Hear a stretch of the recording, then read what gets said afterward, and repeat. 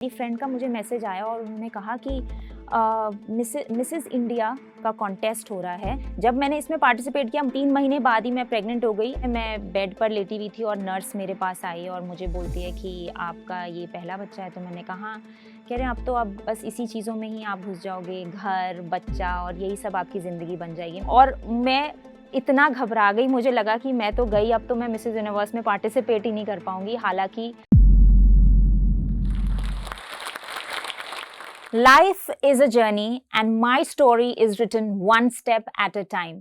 मैं अपने सारे ख्वाब खुली आंखों से देखती हूँ और उसको खूब मेहनत से पूरा करती हूँ। Hi everyone, my name is Alicia Ohri और मैं मिसेस इंडिया लेगेसी की विनर हूँ, मिसेस यूनिवर्स पॉपुलैरिटी की विनर हूँ और अब एक एक्टर भी हूँ। ये ख्वाब जो मेरा मिसेस इंडिया और मिसेस यूनिवर्स का है, जी हाँ, आपने बिल्कुल सही सुना, मैं मिसेस इंडिया और मिसेस यूनिवर्स की बात कर रही हूँ, मिस इंडिया या मिस यूनिवर्स की बात नहीं कर रही। एंड मैं जानती हूँ कि जो कोई भी मुझे सुन रहा है, ये रेजोनेट कर सकता है कि एक मैरिड वुमेन के लिए ये सपना पूरा करना कितना मुश्किल है, एक्चुअली असंभव। बट ये ख्वाब मैंने अपने बचपन से देखा था कि मैं मिस इंडिया ज़रूर जीतूँगी और उसमें पार्टिसिपेट करूँगी। हालाँकि मेरा अगर आप मेरी फैमिली बैकग्राउंड के बारे में बात करें, मैं एक बहुत ही सिंपल कंज़र्वेटिव फैमिली से बिलॉन्ग करती हूँ, जहाँ पर मेरे पेरेंट्स ने मुझे बहुत प्यार किया, बहुत प्यार किया और मेरी सारी इच्छाओं को पूरा किया। हालाँकि ये फ़ील्ड में वो थोड़े से कंज़र्वेटिव थे, इसीलिए मैंने अपने इस ख्वाब को कहीं हमेशा दबा कर रखा। अगर आप मेरे बचपन की बात करें, मुझे डांसिंग का, सिंगिंग, एक्टिंग का बहुत शौक था। मैं शीशे के आगे हमेशा नाचती रहती थी और कोई ना कोई डायलॉग पकड़ के उसको शीशे के आगे बोलती रहती थी, ये सोच के कि यार कभी ना कभी मैं भी यहाँ तक पहुँचूँगी। हालाँकि मुझे ऐसा भी लगता था कि बॉलीवुड और बॉलीवुड के सारे एक्टर्स भगवान हैं और यहाँ तक पहुँचना नामुमकिन है। लेकिन मैंने कभी एक टाइम पर मिस इंडिया देखा जहाँ सुष्मिता सेन एंड ऐश्वर्या राय जैसे ब्यूटीफुल गर्ल्स अपना अपना मकाम हासिल कर they became the actors and actresses. और तो मुझे लगा मुझे भी ऐसे ही इस फील्ड में जाने को मिलेगा, तो कहीं न कहीं मैं सोचती थी मैं ऐसा ज़रूर करूँगी। बट मेरी लाइफ में एक ऐसा मोमेंट आया, एक ऐसा वक़्त आया जो मेरे पूरी ज़िंदगी को हिला के रख दिया। My mom I lost my mom when I was just 12 और ये मोमेंट मेरे लिए बहुत ही डेवास्टेटिंग मोमेंट था। क्योंकि मुझे ऐसा लगता था हमारे पुराने टाइम में ऐसे नहीं होता था व्हेरेइन वी हैड सोशल मीडिया और गूगल टू नो कि बीमारियाँ क्या होती हैं, कैंसर क्या होता है। So she actually had cancer and I thought she had like अ जैसे एक छोटी-सी कोई चीज़ हुई है, मे बी लाइक फीवर और कॉफ, और मुझे लगता था कि वो ठीक हो जाएँगी। लेकिन जब वो चली गई तो मुझे ये रियलाइज़ ही नहीं हुआ कि मम्मी भी कहीं जाती हैं क्या? मम्मी कहाँ जा सकती है? मम्मी तो अपने पास ही होती है ना, जैसे हमेशा हर बच्चे के पास होती हैं। तो ऐसे ही मैं सोचती थी, बट जब वो चली गई तो मैं एक अजीब से ज़ोन में चली गई, जो मैं नहीं जानती थी कि उसको क्या बोलते हैं। हालाँकि now I know it was called depression और मैं काफ़ी अपसेट हो गई, काफ़ी सैड रहती थी। जो डांसिंग और ये सब मेरे जो शौक थे वो कहीं न कहीं मुझे अच्छे नहीं मुझे अच्छे नहीं लगते थे, मुझे किसी से बात करना अच्छा नहीं लगता था। And being the youngest sibling, मेरे से बड़े मेरी सिस्टर हैं, मेरे ब्रदर हैं। वो एक ऐसी मैरिजेबल एज में, दोनों ही मैरिजेबल एज में थे and my sister was getting married. तो मेरे फादर के लिए सबसे बड़ी I won't say a problem, but एक सबसे बड़ी टेंशन ये थी कि मैं कहाँ जाऊँगी अब? मैं किसके साथ रहूँगी? Because I was just 12। उस टाइम पे मेरे ताया जी के घर मुझे भेजा गया, मेरे ताई जी एंड ताई जी के घर में। And I would say I was quite lucky and grateful कि उन्होंने मुझे रखा, बहुत प्यार दिया। मेरी भाभी और ताई जी ने मेरा बहुत अच्छे से केयर किया। डांसिंग और ये सारे शौक कहीं न कहीं मैंने अपने दबा लिए, क्योंकि मैं किसी और के घर रह रही थी and they were also conservative. और मैं क्योंकि अब टीनेजर से एक ऐसी उम्र में जा रही थी जहाँ पे सबको लगता था कि मैं बिगड़ जाऊँगी या फिर मैं हाथ से निकल जाऊँगी, बिना माँ की बच्ची थी। सो मुझे रोका जाता था कि ये सब चीज़ों में नहीं आपको जाना चाहिए। बहुत प्यार से बोलते थे, बट बोलते थे कि ये सब चीज़ें नहीं करनी चाहिए। हालाँकि मैं ये सब चीज़ें आगे अपना कंटिन्यू रखना चाहती थी।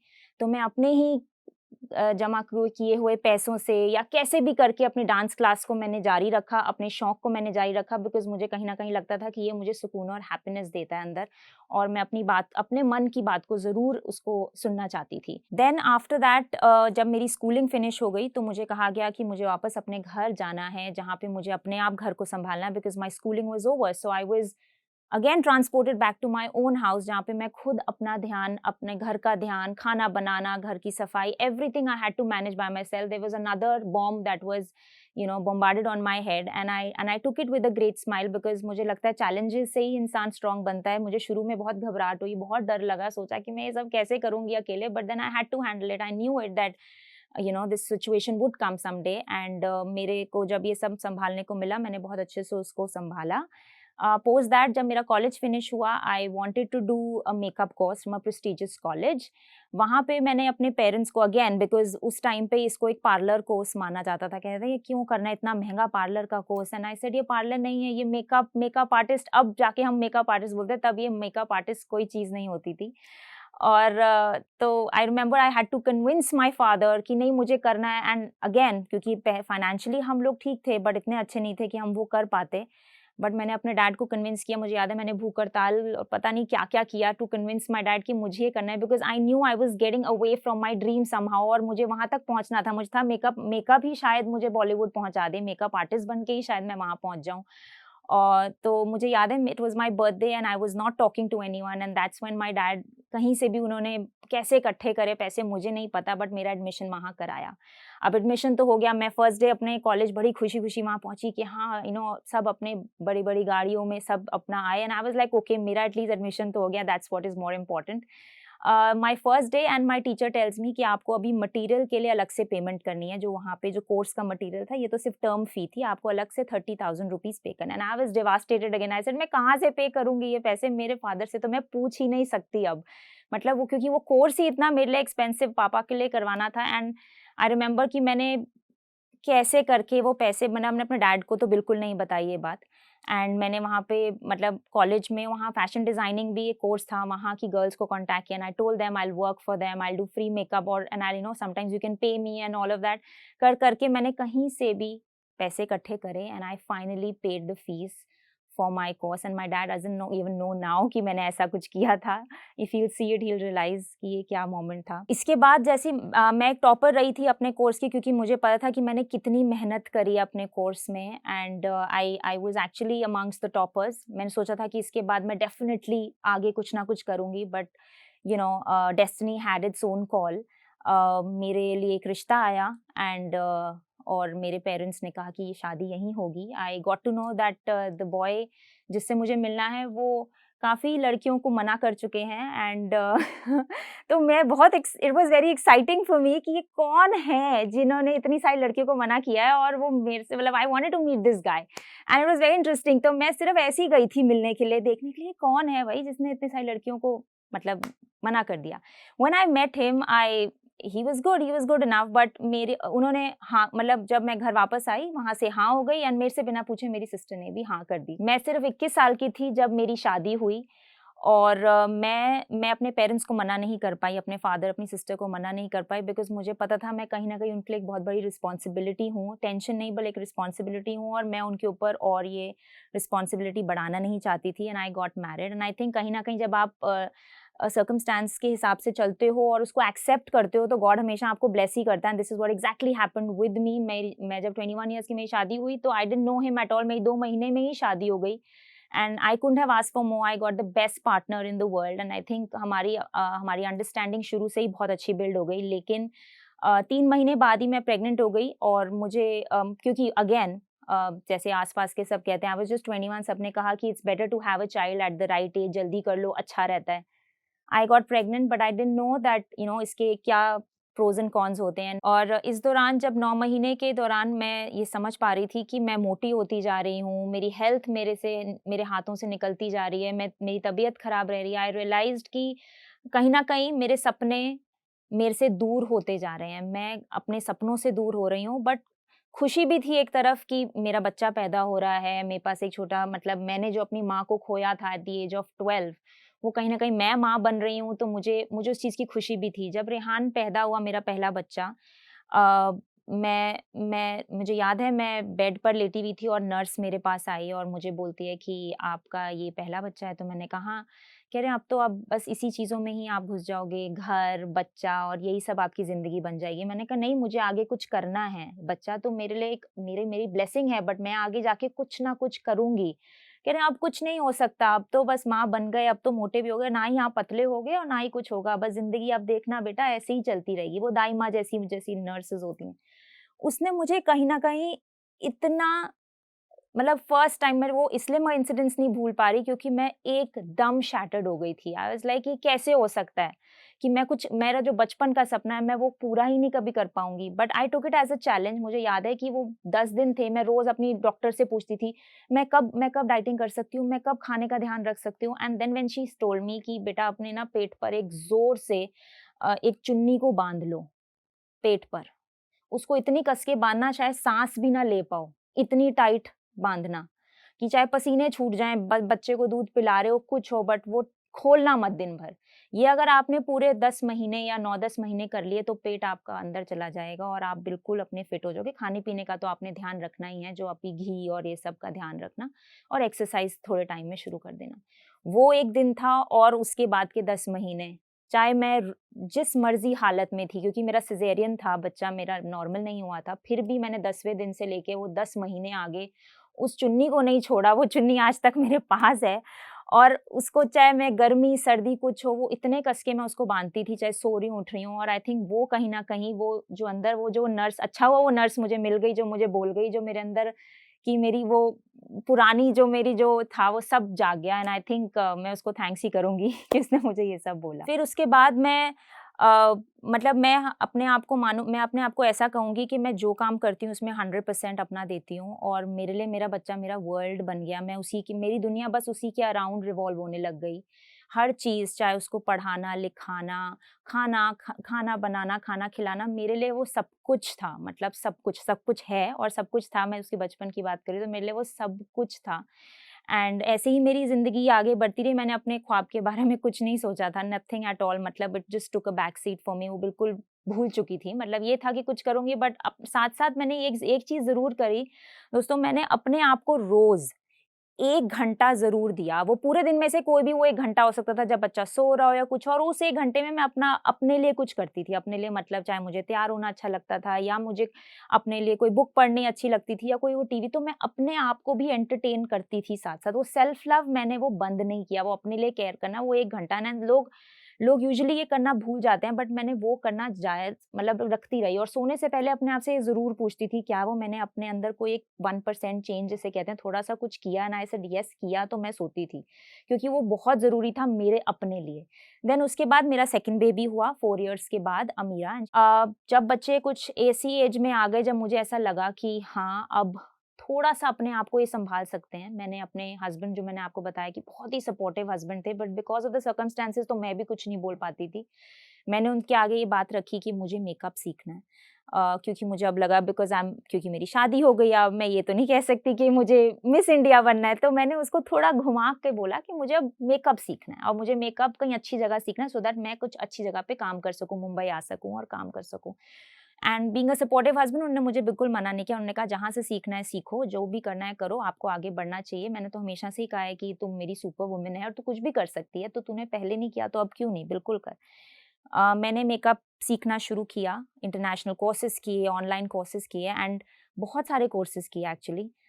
उसी दौरान पता नहीं भगवान ने शायद कुछ और ही सोचा था, मेरी फ्रेंड का मुझे मैसेज आया और उन्होंने कहा कि मिसेज़ इंडिया का कॉन्टेस्ट हो रहा है और तू बिल्कुल सही कंटेस्टेंट है उसके लिए, तेरे में वो सारे एट्रिब्यूट्स हैं, चाहे तू अपने बच्चों का ध्यान रखे या मतलब जितने भी एट्रिब्यूट्स हैं, तूने घर भी सँभाला, बच्चे भी सँभाले, अपने आप को भी सँभाला, अपनी हेल्थ को भी देखती है और अब बिल्कुल एक फिट वुमन है और अपने लहज़ा, अपने बातचीत में भी तू बहुत अच्छी है, अपने हर चीज़ में अच्छी है, तो तेरे को डेफ़िनिटली इस चीज़ में पार्टिसिपेट करना चाहिए। मुझे ऐसा लगा जैसे भगवान ने कहाँ से मेरी पुरानी बात, कहते हैं ना जैसे आप किसी चीज़ को शिद्दत से चाहो तो पूरा कायनात उसको मिलाने में आपको लग जाता है, वही हुआ मेरे साथ। And that call was so important, मेरे लिए इतनी ज़रूरी थी। And I told my husband, he said बिल्कुल उसको अभी के अभी अप्लाई करो, सारी डिटेल्स भेजो और शुरू हो जाओ। और जब ये घर पे बात हुई तो ऑब्वियसली घर के लोग इस चीज़ को बहुत अलग तरीके से लेते हैं, सब लोग बाकी लगता है यार ये क्या है, इस उम्र में ये सब क्यों करना है? मतलब अच्छा खासा सेटल्ड हो, अच्छे घर से बिलॉन्ग करते हो और आपको अच्छे से पता है जब आप एक सेटल्ड होम होम एटमॉस्फेयर में होते हो तो ये सब चीज़ें कितनी मुश्किल होती हैं, उससे बाहर निकलना कितना मुश्किल होता है। बट मैंने बिल्कुल किसी की नहीं सुनी, क्योंकि मुझे अपने बचपन के सपना ऐसे लगा जैसे भगवान ने ही मेरे लिए ये एक ऑफ़र दिया और मुझे उसको एक्सेप्ट करनी ही है। विद द सपोर्ट, मतलब मेरे हस्बैंड और बच्चों, और मेरे बच्चे तो मेरे महा सपोर्टिव, वो कहते हैं, "हाँ जी मम्मी, आप जाओ, करो, आप कर सकते हो।" वो तो ऐसे लग रहा था जैसे वो नेक्स्ट लेवल, मेरे से भी ज़्यादा एक्साइटेड मेरे बच्चे थे। जब मैंने इसमें पार्टिसिपेट किया, मुझे रियलाइज़ हुआ कि इंडिया की नॉट ओनली होम मेकर्स बल्कि lawyers, doctors, engineers, police service, इन सब जगहों से भी वो लेडीज़ आई थी, एंड आई मुझे ऐसा लगा कि यार मैं तो यहाँ स्टैंड ही नहीं कर पाऊँगी, बिकॉज़ इन सब ने कितना कुछ एक्सपीरियंस किया होगा और इनके पास मेरे से ज़्यादा नॉलेज होगी, तो मैं यहाँ पे कैसे जीत पाऊँगी? लेकिन क्योंकि मेरे पास कुछ महीने थे, कुछ 7-8 महीने थे, तो मैंने इसमें कड़ी से कड़ी मेहनत करी, जितना उसमें इनपुट दे सकती थी, हर तरीके से जो-जो उसमें मुझे, मतलब जितने भी राउंड्स थे उन सब चीज़ों के लिए जो-जो मुझे मेहनत करनी थी वो मैंने की, और उन 3-4 दिन में जो हमारा कॉम्पिटिशन था, जैसे कहते हैं ना कि भगवान पीछे थे, क्योंकि उन्होंने मेरी मेहनत देखी और उन्होंने देखा कि मैं कितने सालों से, आई थिंक बचपन से, जैसे मैंने आपको बताया, मैं इसके पीछे थी, तो मेरा ये ड्रीम उन्होंने पूरा करा, एंड मैं मिसेज़ इंडिया लेगेसी जीत गई। जी हाँ, मैं ये, कहते हैं ना कि आप जो जो आपको सामने दिख रहा होता है वो ही सब कुछ नहीं होता, उसके पीछे की जो मेहनत होती है, वो असली रंग लाती है, वही मेरे साथ हुआ। मैं मिसेज़ इंडिया जीत गई, एंड मेरी ज़िंदगी 360 डिग्री टर्न ले गई, बिकॉज़ उसके बाद मुझे इवेंट, शोज़, लोगों ने मुझे बुलाना शुरू कर दिया इंस्पिरेशनल टॉक के लिए, लेडीज़ को मोटिवेट करने के लिए, वुमेन एम्पावरमेंट के लिए, और बहुत कुछ ऐसी चीज़ें होने लगी जो पहले कभी नहीं हुई थी। उसके बाद मुझे याद है कि मेरा बर्थडे था जून में, एंड मेरी बेटी ने मेरे लिए कार्ड बनाया, और उस कार्ड पे उसने लिखा हैप्पी बर्थडे मिसेस यूनिवर्स, और उसमें एक पिंक कलर के गाउन में मुझे उसने ड्रॉ किया। मैंने उससे पूछा, अभी मिसेस यूनिवर्स तो पता नहीं होगा कि भी नहीं होगा, मैंने मिसेस इंडिया कर लिया, मुझे और कुछ नहीं करना, बस हो गया जो मुझे करना था, मैं अब माँ हूँ और मिसेस इंडिया के खिताब के साथ बहुत खुश हूँ। उसने कहा, नहीं मम्मी, आप देखना, आप मिसेस यूनिवर्स जाओगे और जीत के आओगे। वो तब की बात है जब मिसेस यूनिवर्स की बात भी नहीं हो रही थी, और हम सब हँसे, हमने कहा बच्ची है, बोल रही है, कोई बात नहीं।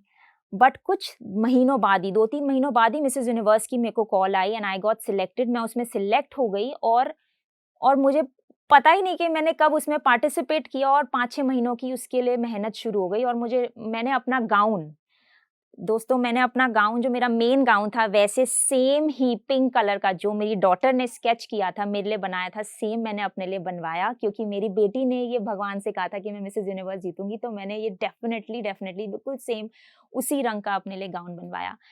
और मतलब मैं जानती हूँ कि लोगों को सामने की ग्लैमर दिखता है कि कितना सुंदर लगता है जब हम रील्स देखते हैं कि हाँ, ये मिसेस यूनिवर्स बन गई, बट उसके पीछे की मेहनत कोई नहीं देखता।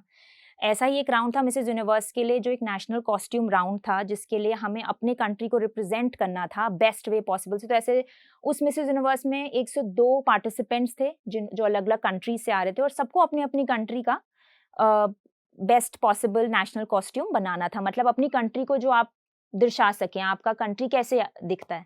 मैंने शक्ति को चुना, शक्ति गॉडेस को चुना, और उसके लिए हमने शिमला जाकर उसकी शूटिंग करनी थी। अब शिमला में था -डिग्री उस समय, और पहाड़ों में, नीचे वैली में जाके हमने उसकी शूटिंग का सोचा। शूटिंग तो सोच ली, अब किसी तरह पहुँच गए, लेकिन करते-करते, मतलब बहुत ठंड थी, ठंडे पानी में नीले पड़ गए।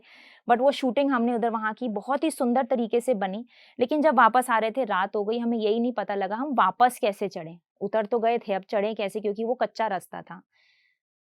बहुत मुश्किलें हुई, मैं गिर भी गई, और मुझे याद है कि उस उसके साथ गिरने से मैंने अपनी पीठ तोड़ ली, और पूरे 1 महीने के लिए मैं बेड रेस्ट पे आ गई।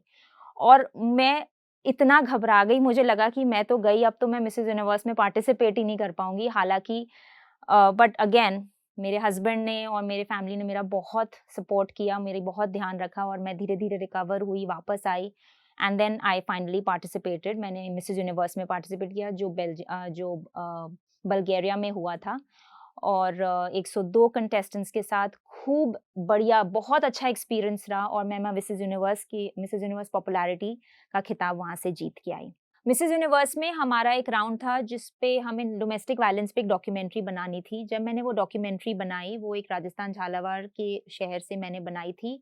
और ये डॉक्यूमेंट्री डोमेस्टिक वायलेंस पे थी। यही डॉक्यूमेंट्री मेरे डायरेक्टर ने, जो मैं अब मूवी में अब जो आपको बताने जा रही हूँ, I am also an actor, मेरे डायरेक्टर आसिक खान ने डॉक्यूमेंट्री देखी। उन्होंने अपने मूवी के लिए वो कैरेक्टर सोचा कि मैं वो दर्शा सकती हूँ, क्योंकि मैंने एक एम्पैथेटिक और एक कंपैशनेट रोल तो नहीं था, वो तो मैं जेन्युइनली वहाँ कर रही थी, बट उनको लगा कि मैं वो रोल अब उनकी मूवी में कर सकती हूँ। ही सॉ समथिंग इन मी, उन्होंने मुझे देखा कि मैं वो चीज़ें कर सकती हूँ जो उनकी मूवी में रिक्वायरमेंट है, and that's how I got the movie. और जी हाँ, मैं एक मूवी कर रही हूँ सेक्शन 108, जो बहुत ही जल्दी रिलीज़ होने वाली है, और मैं डेब्यू कर चुकी हूँ। और जैसे कि मैंने कहा कि लाइफ में कोई भी चीज़ इम्पॉसिबल नहीं है। अगर आप जेन्युइनली किसी चीज़ को मैनिफेस्ट करते हो, चाहते हो, तो उसके पीछे बहुत सारा हार्ड वर्क और डेडिकेशन बस चाहिए, और अगर आपने वो रखा तो आप कुछ भी अपनी लाइफ में पूरा कर सकते हो। और मैं एक और मैसेज देना चाहूँगी उन सब हस्बैंड्स को भी, जो कहते हैं कि मैं अपनी वाइफ से बहुत प्यार करता हूँ, मैं अपनी फैमिली से बहुत प्यार करता हूँ, बट प्यार सिर्फ काफ़ी नहीं है, रिस्पेक्ट बहुत ज़रूरी है। उनको समझना, उनको ये समझना कि वो उनकी क्या ज़रूरतें हैं, बिकॉज़ एज़ अ वुमेन हम सब लोगों की आदत, हम लेडीज़ की आदत होती है कि हम अपनी फैमिली को प्रायोरिटाइज़ करते हैं और अपने आप को भूल जाते हैं कहीं न कहीं। बट वहीं अगर हमारे हस्बैंड का पीछे से सपोर्ट मिल जाए, जैसे मेरे हस्बैंड का, जो हमेशा कहते हैं कि मैं एक सुपरस्टार हूँ, मैं बॉर्न सुपरस्टार हूँ, ये उनका कहना ही इनफ होता है, और मैं छलांग मार जाती हूँ उन हर चीज़ों में जो वो कहते हैं। मतलब मुझे नहीं पता होता मैं क्या करने जा रही हूँ, बट वो कहते हैं तू ये कर जाएगी, तो बस कूद जाती हूँ उसी चीज़ में। और तो मैं यही कहना चाहूँगी कि सब husbands please support your wife, because it's about being together. Thank you.